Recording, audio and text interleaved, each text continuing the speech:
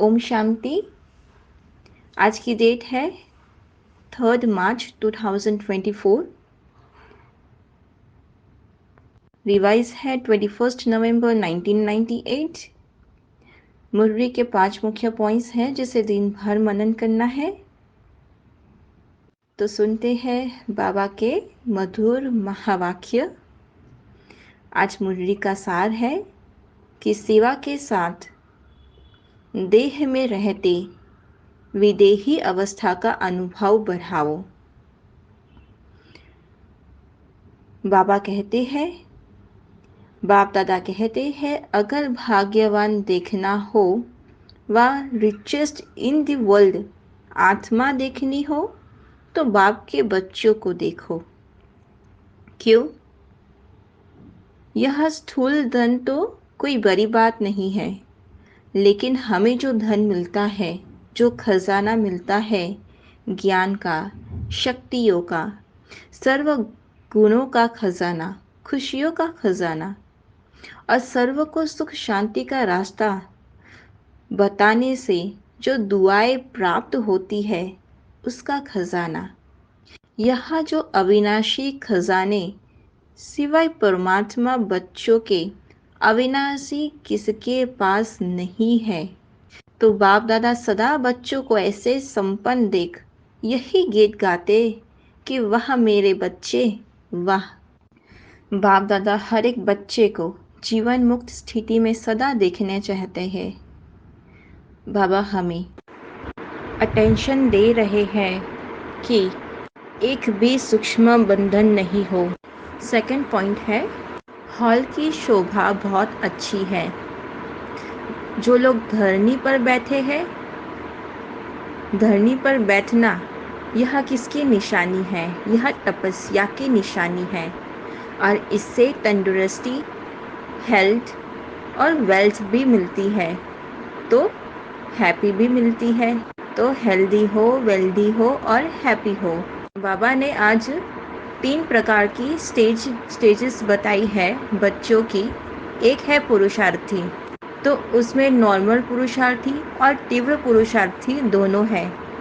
दूसरे है जो पुरुषार्थ की प्रारंभ जीवन मुक्त अवस्था की स्टेज में अनुभव कर रहे हैं, और जो तीसरी है, जो लास्ट की संपूर्ण स्टेज है, वह है देह में होते भी विदेही अवस्था का अनुभव। एक है जो पुरुषार्थी चल रहा है, दूसरा है जो अनुभव कर रहा है जीवन मुक्त का, और तीसरा है देह में होते भी ऑलवेज विदेही अवस्था का अनुभव। जो हम सेवा के निमित्त बनते हैं वह तो हो गई अपनी लिफ्ट आगे बढ़ने के लिए। जो अज्ञानी आत्माएं हैं उनके लिए तो जैसे लोहे की जंजीर है, मोटे मोटे बंधन ही है। लेकिन जो ज्ञानी तो आत्मा बच्चे हैं वो बहुत महीन और आकर्षण करने वाले धागे हैं। वह लोहे की जंजीर नहीं है, लेकिन बहुत महीन और रॉयल है। रॉयल माया है, महीन है, सूक्ष्म धागे हैं। तो बाप दादा देख रहे थे कि यह जो जीवन बंद के जो धागे हैं, तो इसमें मेजॉरिटी सब में है। तो जीवन मुक्त बनो, और जीवन मुक्त बहुत ही थोड़े हैं। लास्ट स्टेज जो है देह से न्यारे विदेहीपन की स्टेज। विदेही अभ्यास वाले बच्चों को कोई भी परिस्थिति व कोई भी हलचल प्रभाव नहीं डाल सकती, चाहे प्रकृति के 5 ही तत्व हो या कोई भी संबंध हो।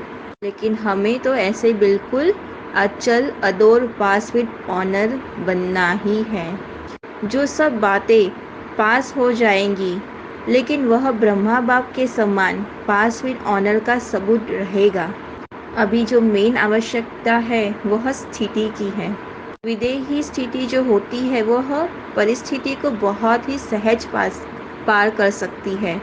जैसे बादल आए और फिर चले गए। बाबा कहते हैं लास्ट समय को मत सोचो, लास्ट स्थिति को सोचो। समय को मत सोचो कि क्या होगा, कैसे होगा। नहीं, अपनी लास्ट समय में कैसी स्थिति रहेगी, ऐसी अपनी स्थिति बनानी है। ऐसा सोचो कि कैसे मैं अपने आप को पूरा नष्ट मुहा बना लूँ। थर्ड पॉइंट है, बाप दादा कहते हैं कि अभी की दुआओं का खाता बहुत जमा करना है। अभी की दुआओं का खाता आप आत्माओं में इतना संपन्न हो जाए जो द्वापर से आपके चित्रों द्वारा सभी को दुआएं मिलती रहेंगी।